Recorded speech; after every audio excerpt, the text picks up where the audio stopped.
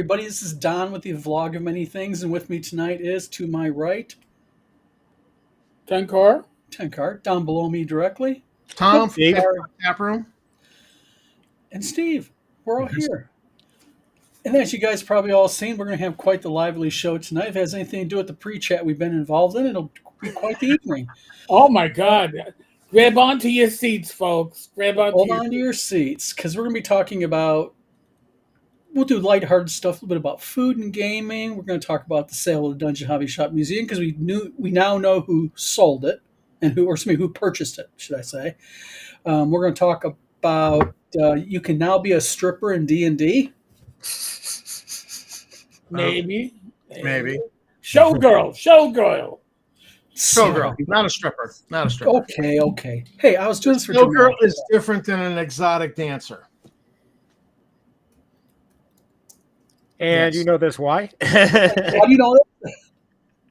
Got a checklist right over here. Foogly, how you doing tonight? Hey, Foogly. Oh boy. Shall we get right into it? Unscripted Unchained RPG review. How you doing tonight? Thanks for tuning in. Okay, the Dungeon Hobby Shop Museum. Now, I know last week we said we were putting the nail in the coffin on this, but we want to talk about it for a very specific reason because it did sell. We know exactly now who purchased it, and we're going to show you this evening who purchased the Dungeon Hobby Shop Museum. It's kind of a kicker.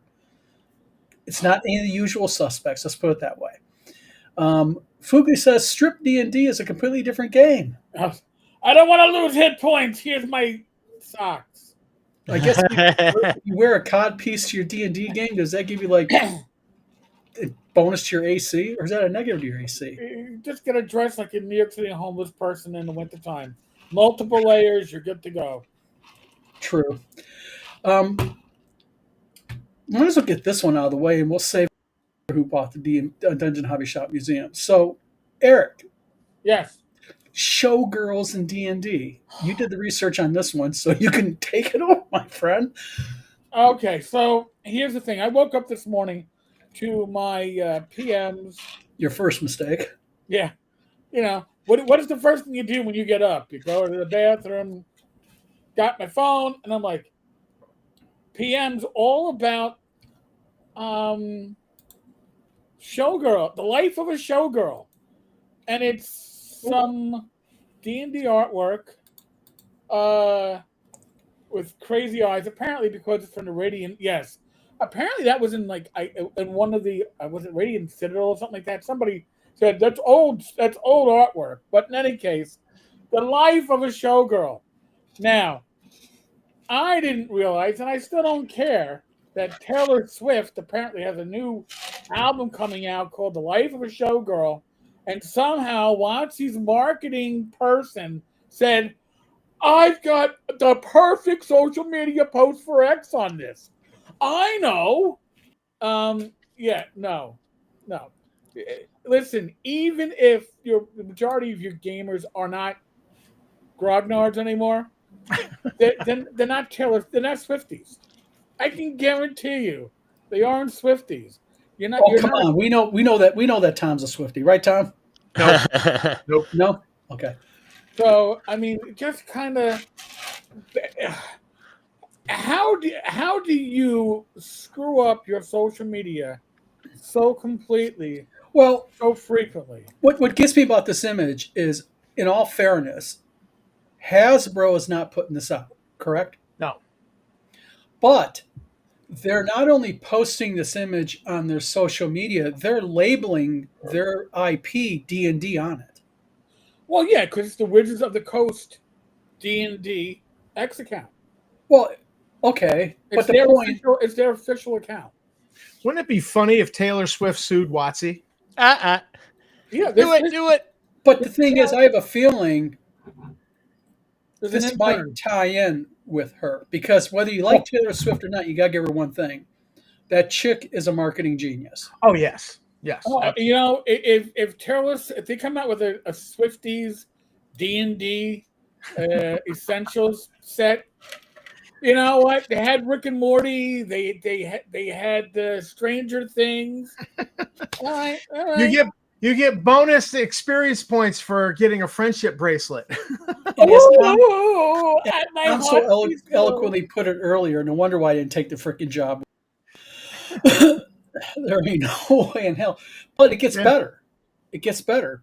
Because this is the job you would have been working on. Probably. But now we got this one on the That was official from- Dungeons and Dragons account. It's like, what the hell?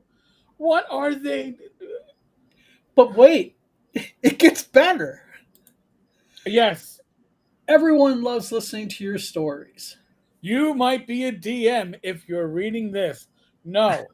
If you're a DM, you're not a storyteller. Rachel would call you the story facilitator. You enable the story to emerge, but you're not the one telling the story because we're not sitting around a fucking campfire listening to me tell my war stories or Tom tell his stories from. But these would be WotC DMs who they're good at telling stories, but then all their players have the X cards, and they can go. And then you've got to reshape your story because somebody was offended at something you put in the story. Well, can I ask you a question real quick about X cards? Has X cards ever been an official D&D product? Well, it's been a thing in the community. It's it's a thing in the community. Come up in I've never seen it at a convention. I don't think I've seen it. Well, I've seen it at conventions. Because I know Avenger Satanus came out with his version of X. But he's like, what? Not risque enough? I need more. I need triple X. More Gonzo. more tentacles. More tentacles all the time. By the way, there was another post from them on X from earlier this month, showing a picture, talking about gaming and sitting at the table, and 2 of the 3 people left the company like 3 months ago. Why would you show a picture of people that are no longer associated with your company? Is it because the people currently associated don't want their pictures taken? The competence at WotC it's been just steady since the OGL. It's just steady. But I will give WotC one thing. Is I will say now officially that we have entered into a licenses agreement with Wizards of the Coast, my company. I can't say exactly what the licensing agreement is because that's going to will be released by Wizards of the Coast, and also by my company here pretty soon. It's probably going to invite me, probably going into Washington State. Hopefully, you get to come back. I'm not taking no job with them. They even up their offer by $10,000 a year. You might get caught up in one of those protests, and you know, one side or the other. They might think that A, you're illegal, or B, you're immigration. You could fit into either one. You might just find yourself. Well, I'll tell you what. In the state of Michigan, if unmarked men in masks approach my home, I will be on CNN after the gunfight that happens because they will not kick in my door without a response. And if I'm in my vehicle and they attempt to pull me over, unmarked vehicles, unmarked men, no ID with masks on. See, that's the big thing in my state that my governor even put a warning about. You're really treading on dangerous ground in Michigan because we are an open carry state.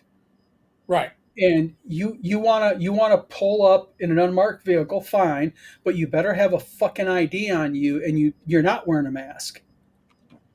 By Michigan law enforcement cannot wear masks. That's pretty good. That's Michigan law, and they're trying to say federal law trumps that. Good for the goose, good for the gander. They outlawed the KKK from wearing a mask, so Yeah, it's like when I commit crimes. Like if I get caught wearing a mask while committing crimes, I get in double trouble. In Michigan, if you're wearing a mask and you commit a felony, it's an additional supplement. Right. Like you can commit murder, but then if they slap on hate crime, it enhances the penalty. We're getting distracted. In any case, Don, congratulations. You're welcome. Mr. Gunn says, "Did I license my masculinity to WotC?" No, I did not. But I think the licensing I would say that the licensing news will be fairly large. Substantial, like the set of balls he wears. You never know. Is this in any way connected to a previous licensing deal you were working on years ago with them? No, it's totally different, but it involves an old license. That's all I can say. Oh, interesting. Oh my God, you got Star Frontiers. No, I'm joking. No, I think I No, would. no I think Star I would've Frontiers. There's no Star Frontiers. I'll be honest with you. I wouldn't touch that IP with a 10-foot pole at Lanasa. Just Sorry. can't do it. I just had to throw that out there because it was like somebody just like, look, it's a floater. I had to take this one. It's okay. All right, let's get into something a little bit more interesting, and that is the sale of the Dungeon Hobby Shop Museum. Now, for those of you who don't know, I'm going to give a little bit of backstory on this. The DHSM was owned by Justin Lanasa through TSR LLC. We all know that. Who pretty much everybody in this chat. And what ended up happening was Justin's wife filed for divorce against Justin. It's all online, public view, and it is messy. I mean, they go back and forth. In fact, Erica Reich Lanasa went ahead and responded to a comment that I made even in the Star Frontiers New Genesis group. Big, long response when I mentioned her and went into how Justin was emotionally abusive and it just right across the board. So they're fighting it out. Well, part of this settlement was Erica gained. Yeah, better pour a drink, Eric. Mr. Gunn thinks I was partaking beforehand. Okay. Fill me up, bartender. Yep. So basically, what ended up happening in this divorce, because let's face it, Justin has a lot of property, and you okay, Eric? Yep. Okay. Good stuff. Okay. So basically, what ended up happening here was, as part of the distribution of divorce assets, Erica was given the Dungeon Hobby Shop Museum. And I think that is why we saw the drastic fall in price, because Erica, I think, was between Justin and Erica. I think Erica's more the level-headed business type that's more fiscally smart, if you will. So what ended up happening was it sold, and it sold for $375,000, which was far less than I think the $5 million that they were initially asking. And people are going, "Who bought this?" Well, I did a little research today, and I found out who did buy it. And this is who purchased it. It was purchased by 723 William Street, LLC.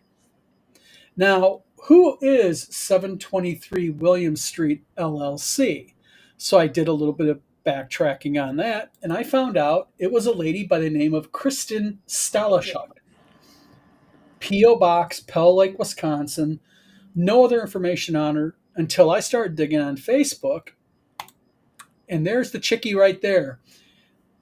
Let me real quickly blow this up so I can pull this up. This is important. With high school. Yeah. She owns Geneva. Lake Geneva homesforsale.com. And she is a real estate broker at Keller Williams Realty. Now, isn't Keller Williams the real estate agency that sold the DHSM? I'm not sure. That's a good question. I think you know the answer. I do. Oh. It is Keller Williams, LLC, who is listed as the sales agent. Oh. So they sold it to one of their own. And created an LLC. Now, the interesting thing here about this, and this is where this gets a little bit deliciously deep for me personally, is when you purchase property, it's not uncommon for you to purchase property and you do it in an LLC. It's a tax issue. You can play with taxes. But to call the LLC 723 William Street LLC tells me that this lady purchased the Dungeon Hobby Shop Museum in what she feels is probably a business investment, because she probably feels it's worth more. Yep. Now, we know that the famous door is out of the hobby shop. Yep. Okay, who has it? We're not going to get into that. But the point being is I don't see what the value that she's pulling from this after paying $375 for the building. I No. really don't. Hmm. And that's a lot of. It's just weird to me to call the LLC 723 William Street LLC. And this was basically sold a week ago, right? Well, the certification date on the sale was on 8/7. That's the date of the certification date. So they filed the sale. The sale went through officially on 8/7/2025.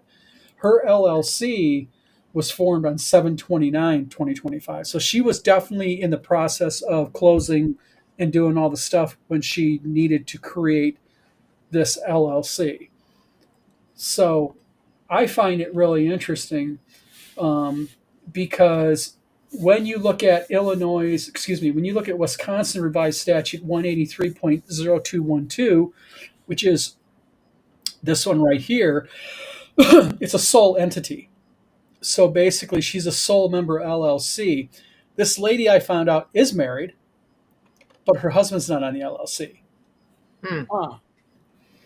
So, Well, my understanding is that the door in question was put into its proper ownership. I'll say that prior to the sale. yes. So But the thing is, at the end of the day, what's interesting here to me is I thought that a corporation would probably buy that, tear the house down, and you'd find a dollar store general or something on the Right. corner or something like that. Not saying that this won't happen still. We don't know what her motives are. But I just find the naming of the LLC really kind of unique. well, yeah, because it's like this is all this LLC is going to apply towards. Yeah. And I actually did a little research trying to find LLCs named after addresses, and I can only find a couple of them, and they tend to be famous places. Oh, and Edward Kopp makes an interesting point. He says, well, she either has a buyer for the building lined up or is willing to sit on it for someone else. Ed, I think you're right. Either that or she sees a bigger value and she thinks she's going to flip it and make a couple $100,000 more. Well, in Lake Geneva, there is the house, Gary Gygax's house, which is owned, and that woman rents it out as a B&B, Airbnb. I think people will, reserve it to play D&D there when they're at Gen Con or right before Gen Con. And so they, I imagine that takes a little bit of scratch to be able to do that. So, that's famously there. And I'm wondering if maybe she was thinking, oh, this is something I can. But think about this. I mean, the lady who owns the house where Gary Gygax raised his family. Okay, you own the home. You're living there. That's your place. If I can make a few bucks every summer over Gary Con and such, hey, why not? People want to come to my dining room, play D&D, or go down the basement and look at the mud walls and all. Go ahead. But the thing is running a business like the Dungeon Hobby Shop Museum is not a moneymaker. I don't care who you are. Because when you look at the property taxes per year, which are over $5,000 between summer and winter, you do that math alone, plus your mortgage payment. How many entries to the Dungeon Hobby Shop Museum and tours do you got to charge or get at your door? Hundreds over the summer, and I just don't see it's there. And what was Justin charging for admittance? $5. $5 per person. Per person. Oh. Ty Beard says happens all the time. LLC's named the property address. Yeah, but usually the LLC is named after, if the property address is named usually after a address that has some type of history to it, though. I was digging through Wisconsin's LLCs this afternoon, and that's the LLCs that I found. And when you looked at the address, you did some Googling, they had some type of historical significance. They do it in here in Michigan, too. Well, we have things called Centennial Farms in Michigan that have been around since the founding of the state of Michigan. well, according to Realtor.com, The estimated value, for some strange reason, is $442,000. Well, because they're basing it now probably off the sale price of the house. Oh, I guess how much they were asking for it before. Mm-hmm. Ty, I can't find square footage. The total acreage is 0.14 acreage. And it is downstairs is commercial, upstairs is 3 beds, living room, kitchen, full bath, conditionally approved for tourist room housing. Yeah, Edward, that's who the owner of it is, by the way. This lady right here. And I found her on Facebook, and this is the lady right here. She is, I don't think Edward saw this. So, Edward, she owns Lake Geneva Homes for Sale.com. So, yeah. I don't know what to think. It's got an active particle control air filtration. Oh, I could tell you the story on that. That's something that pissed Justin off because when I first met Justin, the city came down on him hard. And they said, if you're going to have people in there post-COVID, Lake Geneva, up their standards, they made him put in a $50,000 air cleaner system, redid all the HVAC, everything, and he was freaking pissed. 50 grand for it. Because he doesn't care if you're breathing clean air. Probably not. Probably doesn't care if you're breathing, right? No, he probably doesn't. Say, got money, send it my way. Yeah, he's perfectly willing to use Ernie after Ernie was dead. Yeah, he did use Ernie.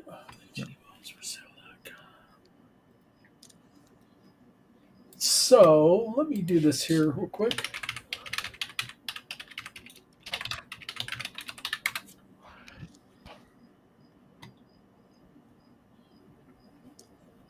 Okay, I go to Lake Geneva homesforsale.com and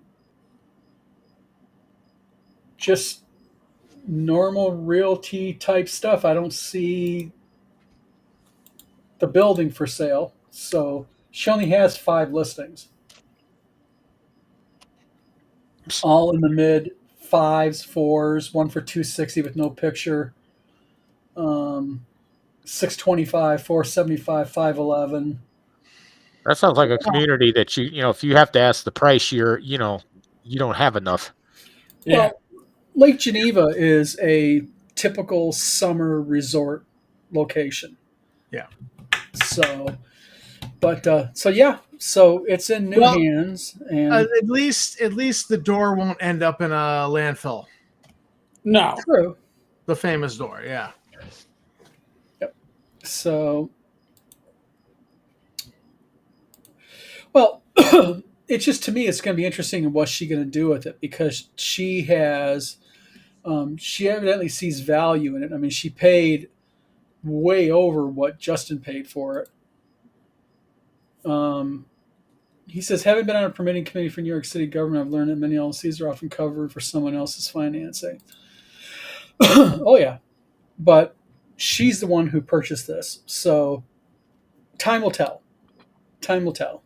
Yeah, there's a story brewing here, and it's just like you said, time will tell. Yep. So, all right. So, got a question for everybody. A little bit of change of topic here. RPG Grandma says she'll probably fix it up and resell it. Yeah, but she paid prime for this property. To flip that property, really, if you think about it, I mean, the home's already been, HVAC has been done, new roof, new driveway. She's got, they did the foundation. They had to redo the foundation properly. Excuse me. So I don't know what much more fix up she can do unless she thinks she's going to gut it and redo the interior to be modern. Right, and it's already at twice the price it sold at in 2020. Yeah, it was $175 back then. So yeah, so more power to her. She's got something in her mind. She thinks there's some value there. But all right, got a question for you guys about everybody in the group here about gaming and food. When you guys are gaming, what is your food of choice? I generally don't have one. It's just whatever I feel hungry for. What we have in the house. Mhm. I mean, chili. back in the day, it was one of two things. I mean, for the main food, we either walked over to Wendy's and brought food back, or we drove over to Taco Bell and had the Taco Bell just grab and eat. But you also had to have ring dings and yodels and crap like that, Doritos Spunions. and Gatorade. Don't ask me why Gatorade, but Gatorade was the thing.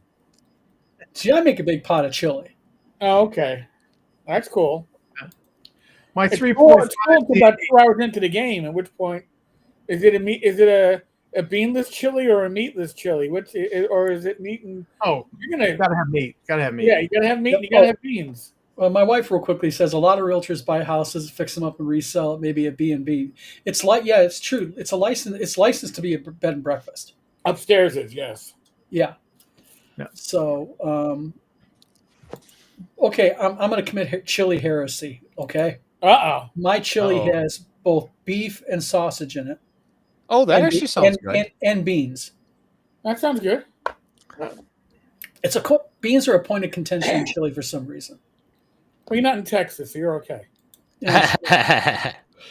Well, here's something that I used to do. Now this would sometimes carry over for gaming, but I would, like if I went to watch movies, one of the things that I would do is I'd have like this, the old fashioned paper shopping bags, the big ones. Right. I'd have that full of popcorn. I'd have a wheel of cheese sitting next to me and 2 gigantic 2 liters of Diet Coke, and they would be gone by the end of the night. There you go. I'd be pooping bricks the next day, but hey. Whatever works, man. Whatever works. Quesadillas. I like quesadillas for gaming. It's kind of a different food. Yeah, except for me, it was Taco Bell. We were in our 20s. We were cheap, and you needed to get it fast. So it was soft tacos or hard tacos. See, that's a weird thing. I've it's just kind of been a thing since I've been young. Even whenever I did D&D and I hosted it, it was always chili. All right. That's Well, that beats Doritos and a 2 liter of Coke. Because my 3.5 group, that was standard. There'd be a bag of Doritos and there'd be a 2 liter of Coke. See, that's something I can't do, like Cheetos, because it gets too much shit on your fingers. I know. And then it's on your character sheet, like, dice. I gotta lick my fingers clean again in between bites. Cheetos. Don't put those Cheetos back. You can't double dip. No. Yeah. Well, something I came across recently. This isn't something I used to do, but it's something I've started doing. As far as food goes, not the actual food item, but in the food prep, is I pick since I'm single, I live alone. I picked up a Dash Mini rice cooker. That was like 2 cups of rice when it's cooked, 1 cup raw. Oh, that thing's the bomb. Throw your rice in, throw your rice in, throw your water in, flip the switch, walk away, come back half an hour later. No huss, no fuss. It's that simple. Oh, and I'm just like, I love it. A rice cooker? Yeah. Yeah, we use ours all the time here. I make curry. Yeah, I used to do it in a pot with lots and lots of water and stuff. And heck, that Dash Mini just throws that idea out the window. It comes out perfect. He's got the right idea. Mushrooms and chili, good pairing. I agree fully. Mm-hmm. Speaking of mushrooms, my brother actually just went and they got like $400. Him and the kids went and harvested morel mushrooms, wild in Alaska, and they got like $400 worth of them. Nice. And, big thing in Michigan is morels. Yeah. John Miller has a question for everybody. He says, question for Don and anyone else wants to answer. What RPGs do you like to play? I know Tom likes Star Frontiers. Eric's like OSR, D&D, but I'm not sure about anyone else. I'll start off. I'm at the top. I love BECME. I like playing BECME. I also like AD&D 1E, and I do like my own iteration of it. I call it Open Worlds. Moldvay Basic. I do mostly just strategy games anymore. Just stuff I could just sit down, chill out, and just play strategy. Eric? Well, like you said, for me it's OSR. If I'm gonna go buy the book, probably gonna be AD&D or 2E. If I'm running something else, very happy to run Swords and Wizardry or OSE or one of those. Although I will say Mothership, I actually read the rules 2 weeks ago, and oh my God, Mothership looks like it reminds me of Traveler with a better design essence. Really?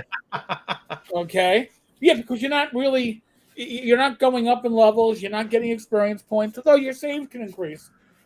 But with the aliens built-in setting to it, But how do you exceed to become better without experience points or levels? because it's acquiring money, you can get better at skills, but you got to train.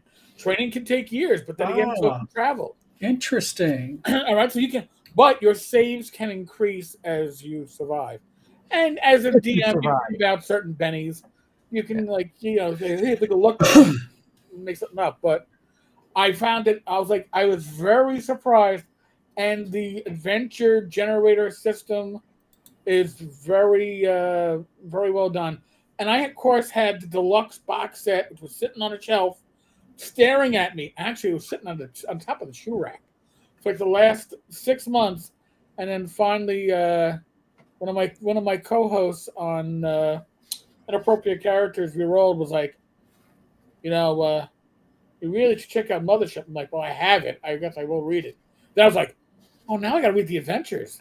I got to dig into this. So Well, Thyatus brings up curry real quick. Thyatus, I agree fully. That's hell of a good thing for a D&D game. I make a really killer butter chicken. So, oh That- man, know, Little on- Caesar's Pizza. Eric, on Facebook, there's somebody who's doing these one sheets. You print them, and then they're trifold, and they're doing these adventures, and so they're just quick and easy. You pay $1 for it on Right. drive-through, and I got this one called Hideko's World, I think it was called, and it was this whole adventure where you actually had to like jack in and you go into the computer because the guy that you're in there to try to look for, he's jacked into the computer and he's in a coma. And so it was a really fascinating adventure. It was a Mothership adventure. I was like, that was wicked cool. I got to steal this sometimes for Star Frontiers. I got to say, by the way, folks, just so you know, the player's book for Mothership is a free download. Or Yeah. pay what you want on drive-through. Oh, is it? Haven't grabbed it, grab it. It's a great way to look at the system and figure out whether or not you'd be interested in it, and try before you buy. Nice. The RPG pundits in the room. Nice. Welcome to the show. What's our next topic, Don? I'm still trying to One go of those through the inappropriate comments characters. Trying to get everyone's comments in here. I think I'm going to go check it out. It sounds like an interesting system. Again, the player rules are free in PDF. They'll let you'll get an idea whether or not the system works for you. I as a GM, am saying, hey, I could learn this system, I could run this system, and I'd have fun doing it. Would I run a campaign? I don't know. I would certainly run a story arc. Well, as a fan of Star Frontiers, I bought a bunch of Mothership material just to steal ideas and adventures, and it's well presented and it's well written, and I want to say that applies to most RPGs, but as pundit will tell you, it doesn't. Mhm. A lot of it is schlock. A lot of it presents well and doesn't read well. Mothership presents well, it reads well. So I gotta say, it looks pretty damn good. Methy leaves. Critical for a good curry, by the way. Oh, I think you meant meth leaves. I'm just Methy leaves. They're a dried fenugreak leaf. They're All right. really good. You Everybody crush them up smile. and- Make sure nobody's got meth mouth. You Yeah. got all your teethuses. The only ones I'm missing are from fights. I'm sorry. Jeffrey Talanian, hello. Thanks for tuning in. Oh, tonight. Jeff. Oh my God. Sorry, Jeff. This shirt's from upstate New York. It's not quite close enough to where you are up there. Casimir, how you doing? Oh, here's a question we can throw around. What's the weirdest food you've ever brought to a game night?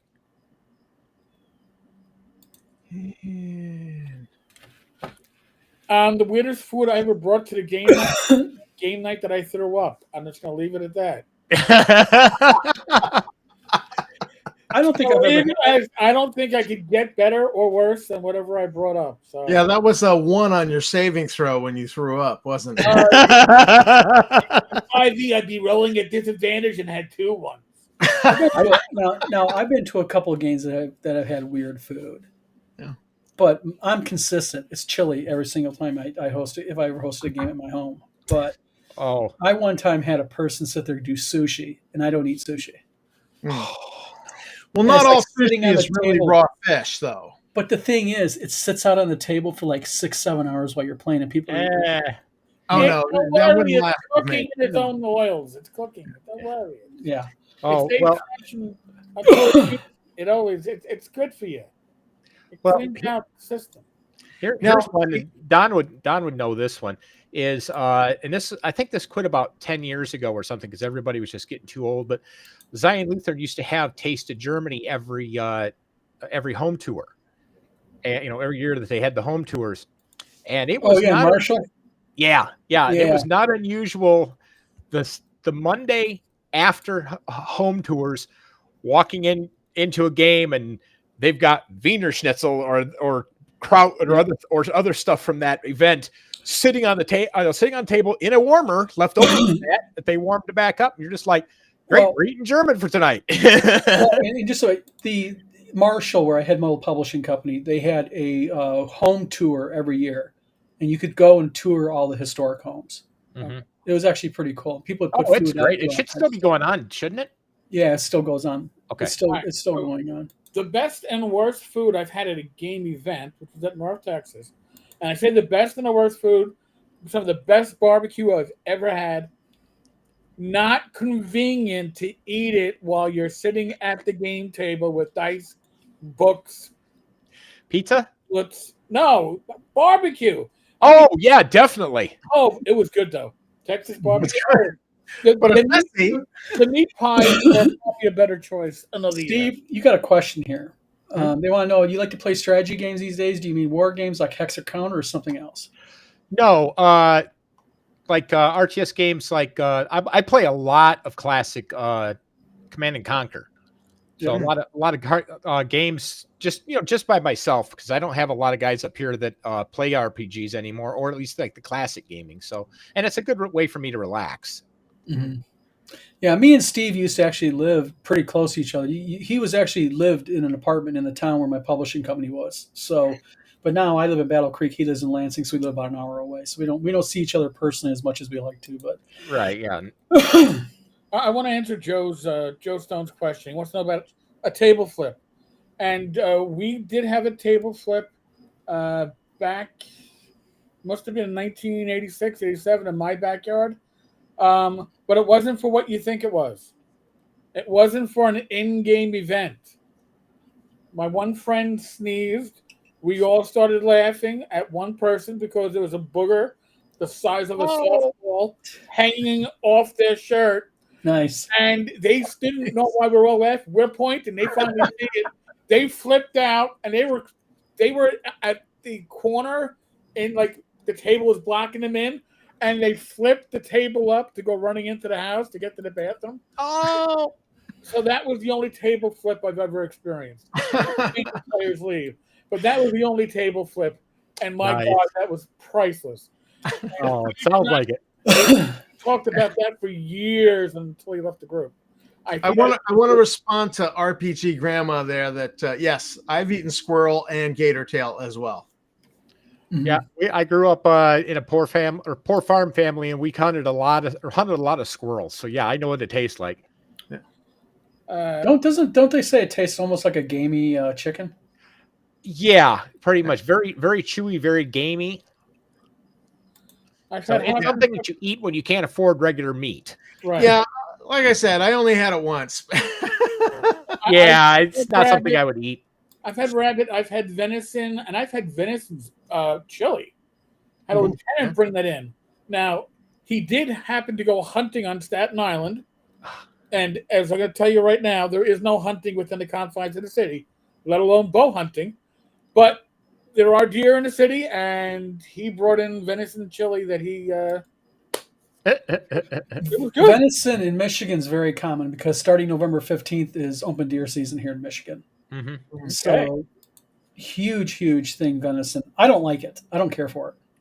I had a game neighbor in East Boston who every Super Bowl he'd do a huge pot of chili, and it would be a pound of beef, a pound of pork, and a pound of venison, all in this one pot of chili. And when he was telling me about it, I was doing everything I could to weasel an invite to his Super Bowl party, and never got one. Aw. But we always talked on the street because, you know, he had a great bumper sticker and I commented on it. And so we were of the same political mindset. And I could never get an invite to his Super Bowl party, though. I'll tell you something I could not get my hand on. And that is when I first met my wife grew up on a cattle farm. Her family are cattle farmers. And she had stocked full ground beef and beef, which I love. But it was grass-fed, like the real deal. And when I first met her, she made this beef dinner, and it was so gamey and so strong to me, and I had to force myself to eat it because it's grass-fed beef. Like it's different than what you get in the store. I mean, it's like to me, it's really gamey and strong. So my wife, because she fell in love with me, she's ended up going to store-bought to her credit. So okay. Yeah, I just cannot do venison. I've had venison jerky. I've had venison ground beef. I had venison about any way you can have it. I just cannot do it. It's just something in that gamey taste that I've had camel. I've had sea slug. Yeah. Yep. Yeah. Yep. Sea slug. Yep. Different. Yep. And I've also had it was in training, and that is I've had tarantula spider before. Yeah, no. Oh, and probably the weirdest thing I ever ate was you rip open the big logs, and there's those big grubs. They're like that long, and they're about as big around as your thumb. They're 100% protein. Oh. Yeah, they do that on Survivor where you have to try to chew it up and swallow it and win. It tastes like almonds. If you like almonds, if you can get over what it is and the texture. Yeah. And the it's fact all that it's gooey. moving. Yeah, and it's because it's gooey inside. It's not. I can afford to lose some weight. It's like eating raw oyster. You got to get over the texture. Yeah, no need to, man. There's no need because there's actually other food available. Oh, I love oysters. I love oyster too. What's the snail thing? It's escargot. Escargot, yeah. Oh, when I was a kid, my dad ordered that, and I swear that if he didn't tie me in a corner, I would have eaten a whole dang plate of it. Oh, there's nothing wrong with escargot. Escargot. Oh, that's really the good. Bomb, yeah. And butter with garlic and butter. Yep. Oh yeah. RPG Grandma says goat is good eats. You're damn right, goat is good. Yeah, surprisingly, it is actually. Yeah. Yeah. Orcs is good eating, but only the pig orcs. You got to get the pig orcs. True. Here's one that some people may not know is if you want a butter that there is no butter in the United States that is better than this butter, is to order. You have to get it online, and I think it's through Pleasantville Farms. It's called Red Feather butter. It's from New Zealand. It comes in a 12-ounce round tin. And oh my gosh, you have this, and there is not another butter in the United States that can touch it. Steve blessed me with some of that one time. Oh yeah. Wow. Oh yeah, that is the best. Yes. And it originally, the only reason it exists is because they make it for people who live in the outback who don't have refrigeration because butter only lasts 2 weeks on the shelf. So they sell them these little 12-ounce tins, pop it out and press it out. And then you got butter for 2 weeks until it goes bad. Throw that out, bring the next tin in. Mm-hmm. Interesting. The funny thing is this is actually quite a popular subject tonight. Yeah, everybody's talking about what's the weirdest food that you've ever eaten? Yeah, John, things did take a turn, but that's us. I'm sure the weirdest thing I've ever eaten, I probably have no idea what it was. It's just, when you're reading from when you're eating from like a school bus parked in an abandoned lot, You just don't know what. you're just kind of like, and honest to God, I've done this in uniform. Nothing else is open, nothing else around. What do you got? Meat. Sounds good. Sounds good. Oh, There was when I was a rookie. This is my one quick story. My post was the station house, so I couldn't go anywhere. I couldn't go around the corner. So I go around the corner to the bodega, and I walk in the bodega and I order a sandwich, and they're looking at me like I grew a third eye, and I'm like, "No, listen, I just want a sandwich." Like, you want a sandwich? Yes, you got cold cuts. Listen, just give me a ham and cheese sandwich. My God, the meat was turning gray. I was like, "Oh, you don't sell food here, do you?" Never mind. Yeah, I'll leave. Thank you so much. yeah. In Thailand, I've had quail, but not dove. oh, what's the weirdest food you've ever had, Don, when you were in the military? The probably would have been the grubs and the Ugh. spider. Yeah, Yeah. but that was at down in Panama in Jungle Warfare School. Ah, Yeah. okay, that makes See, sense. Rattlesnake. my dad ate everything, and my mother was very frugal, so she would buy beefalo liver, and we would have liver once a month. I grew up eating liver Yeah. once a month. What the And fuck then- is a beefalo? It's like a cross between a buffalo and the cow, as I understand it. Basically, a buffalo has to hump a cow. Is that even possible? So they raise these, and like the liver was cheap, and so we would just eat it once a month, and that's how I grew up. And then I got into college, and we're at this restaurant. It doesn't exist, called J.C. Hillary's, and on the menu was liver and onions, and like Oh, I everybody, like liver and onions. That's good. everybody was reacting to it, and I was like, "Oh, I could eat that," and they were like, "No, you can't." And I says, "Bet you the bill." And so they all paid my bill. I ate liver and onions because I could, because I grew up eating it, and it's just on a bet. I didn't pay for the meal, and so thanks, Mom, for all that suffering as a kid. Eric, you mentioned the bodega in New York. Yes. Have you ever had a chopped cheese? I've never had a New York chopped cheese. I had a chopped cheese in the Poconos. I have no idea if the same chopped cheese as. It's where they take the ground beef patties and mix it with cheese, and then they serve it on a bun with ketchup and or mayonnaise. With It was nothing like it. I make those. I love. Okay. I've never had a proper chopped cheese. Wow, I cannot believe that.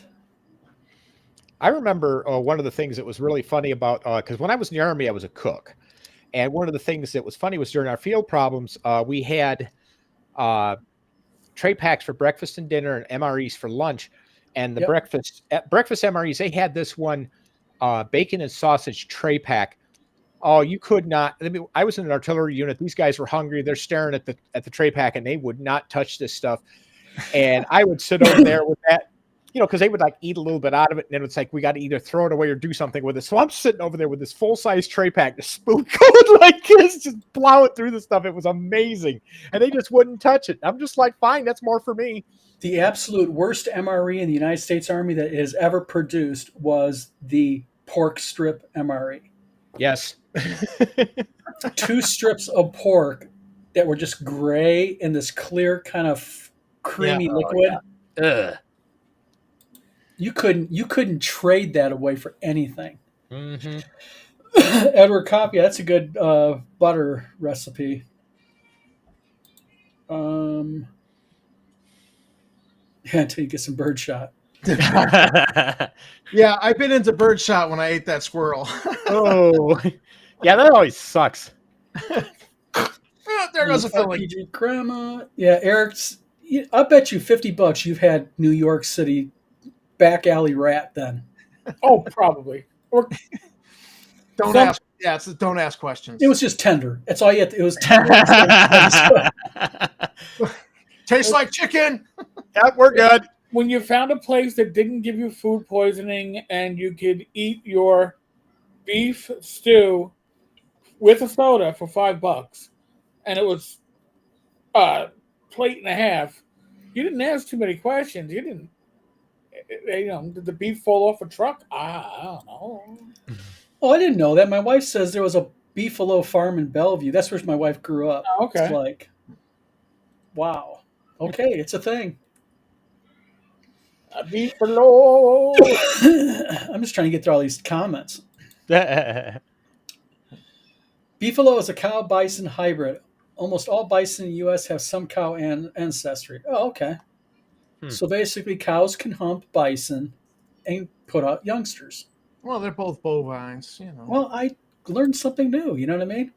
I mean, a chicken can't hump with a frickin', turkey. Yeah, I mean, Hey, don't they have in New York? I know there's a couple other places they have it, but don't they have that exotic animals restaurant, or not restaurant? It's like a deli or something where you can buy it. You can buy tiger and lion and elephant and all that stuff. well, in Michigan, they have a restaurant that was actually on diners, drive-ins, and dives. They serve nothing but chicken guts. Oh, Ooh. Yep. Gross. Take a chill. Oh yeah, I can't. My liver has to be cooked well with steak sauce. Yeah. I like to pickle my liver. Oh wait. That's called drinking. That's already halfway done on my part. So Yeah. So, did anybody else ever soak their liver in milk? Because I would. Yeah. My mother would just it would be in the refrigerator, soaking in milk, and it takes a lot of the gamey iron taste out of it. takes some of the strong flavor out. Yeah. All right. So this is how much liver I've eaten in my life. Nada. And I plan to keep it that way. Nobody in my family likes liver. You haven't missed much. Okay, Diatus has brought up an interesting one here. He says, Don, was it worse than the omelet MRE? Absolutely. I would eat 10 omelet MREs to 1 pork strip MRE. Nope. I'll pass. If I wonder if there's been NCOs that have used that for punishment. You get the pork MRE today because you were late to formation. No. Yep. Elka Antioch, how you doing? Fuga says lutefisk is awful. I had to eat it every year. Isn't there? There's a thing called Surmstrong. I think it comes in a can from the Netherlands. It's pickled fish. Okay. And you see people online always trying to eat it, and they can't get past opening the can. It's so bad. Well, they got up in Alaska. They have the Eskimos will actually they'll get a seal, they'll cut off the flippers, wrap it in like leaves or something, bury it in the ground, come back a year later, eat it, and from what I understand, it stinks to high heaven, but it's like a delicacy for them. God bless them. Oh yeah, I'll pass. Thank you. I am. Veteran DM says the MREs in the late 80s and early 90s had dark plastic wrappers, not the light tan color. They were dehydrated beef patty, dehydrated pork patty. Insane. Yes, they were. I got 2 cases of MREs, and I took them with the Boy Scouts out camping. And I was aware of the big joke in the military that when you've been out in the field eating nothing but MREs, you become backed up, unable to. Yep. I never said boo to the boys about that. The newer ones actually have a laxative. Butter, the freeze dried peaches, freeze dried fruit cocktail. They loved all that. They thought it was fantastic, and and then later on, I heard stories from different ones about. Yeah, I didn't poop for 3 days. That's the whole point. You don't want Pretty much the wilderness. Thank you. The newer ones, though, they've really improved them a lot. Yes. Now you poop in 2 days. They're the newer ones. They're actually really. I've actually never had any problems with MREs though. Except the pork strip or the hot dog MREs. Oh, hot dog. Ugh. Ugh. Nope. We used to call them the peckers of death. Yep. If you got stuck with one of the really bad ones, usually all you did was you just ate the extra stuff in there. Yep. And threw the entree away. lots of Tabasco sauce. More Oh than yes, that yes. tiny bottle that they put in there. That's Oh right. yeah. Oh, that was like field currency. Those Tabasco bottles. My brother That always and bought a big that and bottle. a hot cocoa mix. Mm-hmm. The hot cocoa mix, but I used to trade mine for coffee. I'm a Ah, big yeah. coffee guy. No, I used to mix the hot cocoa, the coffee, and the creamer and the Yeah. sugar all in one cup, just for the calories because you're out Yeah, they camping. make their own cappuccino. That's really popular in the field. Mm-hmm. Yeah, love that. Buttermilk, I can't do. I don't drink buttermilk. My a weird thing. My grandma used to take buttermilk, put bread in it with sugar, and she used to explain it was during the Depression that they were given that as kind of like a sweet treat. Be like, whoa. Oh wow. Oh, this will blow your mind. My grandma used to drink buttermilk straight out of the jug. I mean, she'd get the little like a Little quart chunky? container or no, yeah, she just popped that thing up and good. We're over there just Yeah, I'll pass. Yes, my wife says it's city by Potterville. Yep, they have a gizzard festival also. Ah, my I grandma would- used to eat those. I would rather go to an Oktoberfest. Yes. Yes. Oh. Yes, we did cover that. Yep. Anything we missed about the D&D showgirl No, I thing? think we got it. Yeah, we got it all. I think it was just stupid that they tried to piggyback on Taylor Swift. And even if they weren't trying to jump onto the Taylor Swift bandwagon, know your audience. Exactly. I swear to God. And it isn't the people on the screen, but they aren't a bunch of Swifties playing that. That's all I'm saying. Mm-hmm. Uh-oh, my witching hour is coming up, guys. Yeah. Yeah, I think we've kind of ran this one into the ground. Is not pooping while deployed in the field path. At least you're 20s, amen. Yeah. Being a kokomut is a delicacy. I'll trust your word on that one, RPG Grandma. Mm-hmm. Not for me, but All right. Our RPG Grandma wins for the most weird food. Yes. Bat wings in buttermilk. And coconut milk. Yeah. Taste and History is a good YouTube channel. I agree with that. I subscribe to it. Oh, Yes. Don, do you remember back before they closed a couple decades ago was a Schnitzelbank in Grand Rapids? No. Okay, that place was amazing. I mean, they had literally German people from Germany over here cooking the food. Because I worked there when I was going into culinary school, and that place was the bomb. Go to Zender's. I tell you about that restaurant all the time. You got to go there. It's Yeah, we do. Yeah, it's about halfway to Ann Arbor. Mhm. It's a German restaurant that's been in the family for 100 years. It's about as German as you get. Yep, I believe it. But everybody, it is 9:00. yep. I got a witching hour because I got to go over to Discord. That's right. Eric has his Discord. I've already And, got 3 people in the room. Holy crap. Yeah, we got 44 people on right now. So, How many? everybody, I think we're going to probably tie this down now. Exactly. German food is highly underrated. Yes. So, And Irish food is highly overrated except for shepherd's pie. And an Irish breakfast. Everything else, English breakfast is killer. yes. Full English. breakfast, yes. They do it. So, but everybody, thank you for tuning in tonight. JP got rockets is going to have the last comment. He says, "Chicken soup in Peru. They use the whole chicken. When you see people walking back with feet sticking out of the bowl." Oh. On that note, folks, see me. and enjoy the bratwurst. So everybody, thank you for tuning in tonight. We will be back next week, and also starting this week on the Vlog of Many Things channel, we're going to start doing small, little, short 10-15 minute videos, and we're going to start doing what Mr. Tenkar does. Is we're going to start doing shorts. So you'll be seeing Very shorts of the nice. show. So everybody, thank you for tuning in tonight. Good night, Eric, Tom, Steve. Thank you very much. Food was the most popular Yep. chat of all. Boy, we Yeah, did a lot of things. So, Eric, have a good Discord chat. Thank you. Enjoy the speakeasy. But, gentlemen, everybody, thanks for tuning in. Everyone in chat, have a good weekend.